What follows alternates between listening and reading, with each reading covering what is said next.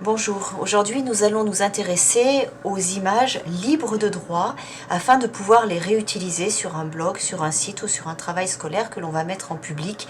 Par exemple, il faut bien se rappeler que derrière chaque contenu, il y a un auteur, il y a un photographe, il y a un styliste, un dessinateur et que celui-ci a toujours son droit d'auteur et qu'on peut être condamné pour non-respect au code de la propriété intellectuelle. Donc il est important de toujours réutiliser une image en sachant si on a le droit de le faire ou non. Nous allons donc taper dans Google le lieu ou l'image que l'on recherche. Puis quand on arrive sur la page de résultats de Google, ce qui va nous intéresser ici, c'est la petite partie image. Donc nous cliquons sur image et il va nous sélectionner non pas les sites mais les images qui nous intéressent.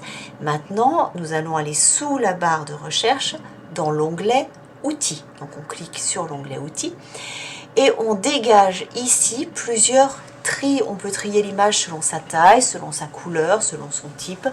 Ce qui nous intéresse, c'est le droit d'usage, c'est-à-dire des images qui sont libres de droit, mais parfois une image libre de droit peut ne pas être libre d'usage. Donc nous, on veut voir les droits d'usage et on va s'intéresser ici à toutes les images qui sont sous licence Creative Commons. Vous verrez qu'il y a plusieurs catégories de licences Creative Commons. Donc quand nous avons sélectionné les licences Creative Commons, il ne nous donne plus que les images qui sont sur licence Creative Commons. En cliquant simplement sur l'image, vous voyez ici que l'on a à droite un bandeau qui apparaît dans lequel nous avons le détail de la licence. Si on clique sur détail de la licence, ça apparaît en anglais, donc on va ici aller en français, c'est un petit peu plus simple. On voit que cette image est sous donc licence Creative Commons, qu'on est autorisé à la partager, éventuellement à l'adapter pour toute utilisation, y compris commerciale, mais à condition qu'on applique les termes de la licence. Donc les termes de la licence sont marqués ici. On doit créditer l'œuvre, il n'y a pas de restriction complémentaire. Voilà pour celle-ci. On va en essayer une autre.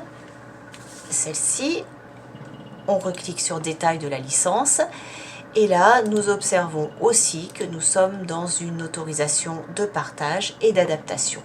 Donc c'est très simple, il faut vérifier simplement à chaque fois que la licence nous permette de faire ce que l'on veut de cette image. Ici on voit par exemple que l'image que j'avais choisie, celle-ci, est une image qui a été transférée